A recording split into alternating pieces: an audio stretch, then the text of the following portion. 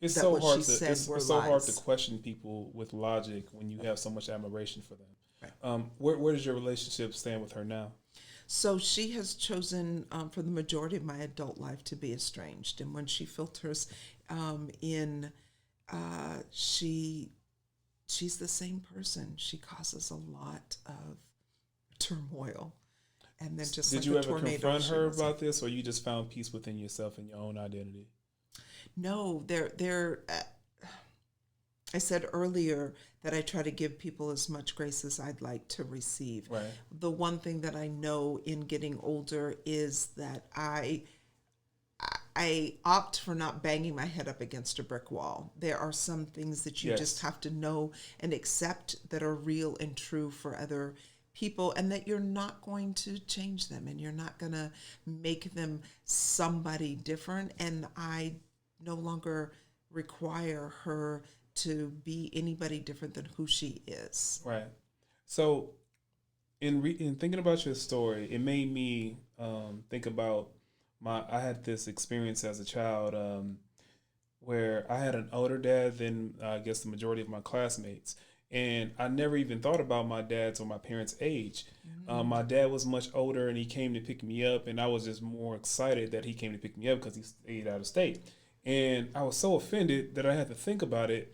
And I couldn't have been older than the third or fourth grade. And one of my classmates said to me, "Is that your granddad?" And then I had to think about it like, wow, I had to look at their parents, my parents, and notice the differences. So when you relocated to Southern California, is that where all the different questions you would start to stack up, and then you would compare your families to other families? I never compared our my family to somebody else's, not as a really young person. I did, I think, in high school, but that was more just on an economic level, Okay. right? My mother was always striving to do better by her family, and so we moved a lot. And every time we sort of graduated Single parent into household? no, Okay. no, she remarried, um, and the beautiful thing about that was that I knew the one thing that I never questioned was how much my mother loved her family. She was extremely dedicated to her family. And I knew that she loved us kids. And despite my sister's sort of torment, I knew that I was loved. There was not this Did she do it in front of your mom? idea. Never, Okay, so never. it's hidden, Super, super, discreet with it, very secret. sneaky. And she would be so deceptive that when adults would walk into the room, she became this very doting, older sister. And I Oh, never told anybody, ever.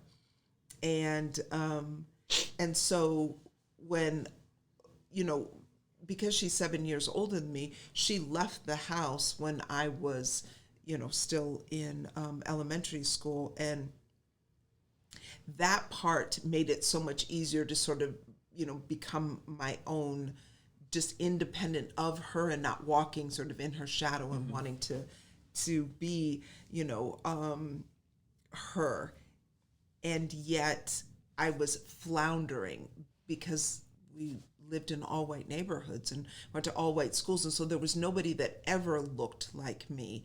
And so this idea of sort of comparing my family to another, I think that I spent all of my time comparing myself to other people and why I never looked like everybody else. With that being said, I'm forced to think about another situation that I experienced in Atlanta. Um, I went to the Civil Rights Museum, and I've been multiple times. And the first time I went with a young lady that had two black parents. The second time I went with someone that was biracial, and it was a totally different experience. And it was so much empathy that I felt for her, as she as have you ever been there? I have. So when you first walk in, there's the white wall, there's a black wall. It basically sets the tone for the entirety of the trip and in the journey, right? And with her, I saw her go through the turmoil and the basically the tug of war, and she didn't she was it basically forces you to pick a side in a sense, but she's basically on both sides of the rope. Um, Can you speak to that, as far as like your upbringing in school and how your classmates treated you? So what I can speak on is when I went to USC. So being living in Southern California, I wanted to go to the University of Southern California, and at this point, I fully understand my parentage. I know exactly who I am, and I go to USC maybe about, we're gonna call it 6 to 8 months after I find the autobiography of Malcolm X in a bookstore, secondhand bookstore, and I consume it like it's my Bible. So by the time I get to USC, I've got a full on commitment. I'm going to become super black. So I don't have this idea that I'm going to walk down the middle of these two differing sides that make me up. Right. I decide I'm going to fully embrace being a black woman.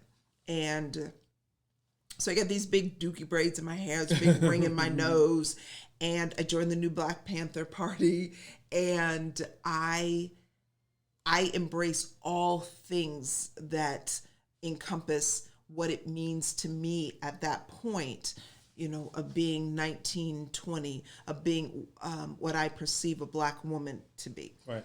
So I joined the Black Student Association, and a position, the president position opens. I think I'm there maybe 3 semesters, and I've been super, super involved in all things, and marched when the financial aid discrepancies came up between black students and white students, and would go to all the protests, and I thought I was being fully embraced by the other black students, until I started hearing whispers, like when I would walk into the room, like, who she thinks she is. She knows she ain't really black. And I think that struck me more than anything, because it was so hurtful that what I believed was that I was presenting myself as this very sort of honest and genuine human being that just cared so much about human rights and about, all of the oppression that I had been studying. And I felt so prepared for this moment to be on campus and really represent the black students, until I realized that they didn't think that I was going to represent them, that I maybe had, alternative motives, and that was really challenging to try to navigate between feeling like I was good enough in that space. Yes. So growing up, I was too dark to be white, but now I'm not black enough. So there's this idea that I think that I held on to probably throughout my 20s, of just being enough, and finding the space for which that I could sort of reside. And ultimately, I think by my 30s, I just decided that I'm no longer going to look for somebody else to define me. And is there a way that I can walk in the world and not look for somebody else to tell me how I can show up in the world? And I think being a parent helped me along every step of the way, because as I was learning, I was also teaching. Like, I married a black man, and it was very intentional about how we were going to raise our black children. And that, I think, you have an opportunity in parenting to sort of reparent yourself. Right. And that has been, I think, a significant part of Have you always dated black? All except once, and I write about it in the book, and that was an interesting experience. At what age was that? Right before I went to USC, so Okay. I think I was 19. Yep. Well, what what was it a positive experience? Was it another situation in which you had to confront race? Yeah, well, it was both. It Okay. was both. There were some great aspects to it, and there was definitely some challenges. There were, moments where I had to navigate around some really uncomfortable things. But what it ultimately taught me was that once again, I'm going to define how my life looks. Right. Growing up in a family for which that I knew that I was loved once again, but my family made all the decisions, right? Mm-hmm. For me, and while I think that the same as being a mom that I certainly did for my children, I did not deny who it was that they were. Right. And so because I had that experience growing up, what I decided was who I'm going to marry and who I'm going to raise children with, for me, had to be a Black man, because I needed, at that point, the world wasn't looking at me as if I was a white woman. I think that there's certainly this maybe acceptance or overlooking when I was a child, because everybody around me was always white. So there was not this need to define and identify myself. But as an adult, there wasn't this time where other white women are like, "Come, you're one of us." There was never that moment, right? And have you ever felt an urge, or not even, I wouldn't say urge. Have you ever felt the need or see other people's actively code switch? Where you would talk one way in front of white people, Yes. and Black people would come around and you would switch up. Did you ever catch yourself doing it, or can you explain that? Yeah, absolutely. It's funny. So I own a business, and because we are public facing, we see and serve hundreds of people over the course of a year, and it's very interesting. I think today is a perfect example for which that we're having conversations around race, because I just wrote a book and it's a big topic of conversation. Mm-hmm. And I think that there are certainly far more people who are willing to have the conversation with me, simply because I think that they don't feel threatened by Mm-hmm. me. And I think that that I plays think all in Black people part. experience that in some form or fashion when people feel comfortable enough to ask the Black questions. I love that you frame Quotation that marks. at that. Yes, is the Black questions. Yeah. Yes, and so there's definitely moments, and I also choose my words carefully in some situations. Yes. There are moments for which that I can feel completely comfortable in saying all the things that are on my mind, and there are other moments for which that I know tread carefully here. Right.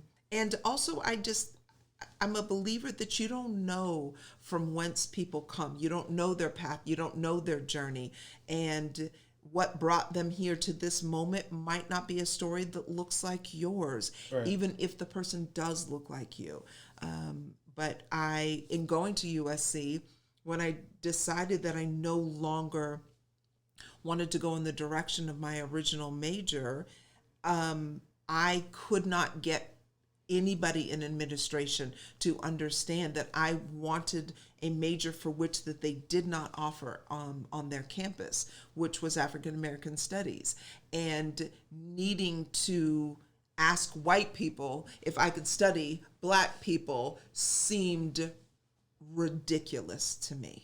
And I Almost really as ridiculous as the majority of white teachers teaching Black kids about Black history, was doing just Black History about to Month. say that. Yes, yes. And I think that we all do what it is that we need to do to get the thing that we know that we need. And so those conversations, and there were 14 of them, 14 different people that I had to keep coming up against at USC. And those conversations were very carefully uttered. There were words that were very carefully chosen, and so that they would see that somehow that this would benefit their university, and at the same time not insult their whiteness, right? It's a very old white institution. Yes. And I think that the idea of, of white men being threatened in those environments did not seem appealing. So I just decided, how do I circumvent this? How do I go around and get to the thing that I want? And maybe, just a thought, maybe this idea of being of mixed race, that you get really good at being able to navigate in the nooks and crannies, that you find a way to morph yourself into what the situation calls for, or gets the best or the desired result. 100%. I want to revisit something you said in joining the new Black Panther Party. Now, colorism has always been a part of our culture and all of our organizations. To sometimes the benefit, and sometimes you got the opposite effect of it, in which people feel the need to overcompensate. But if you look in the 60s, the 70s, a lot of our Black leaders tend to be more of the fair skin. They have the louder voices, but it seems like because they have more of a radical sense of color and identity that they have to encounter throughout the course of their life. Now, with you, did you ever feel like you were overcompensating in the changing of your look or the way you would speak about Black people? And if so, where did you find level ground where this is me?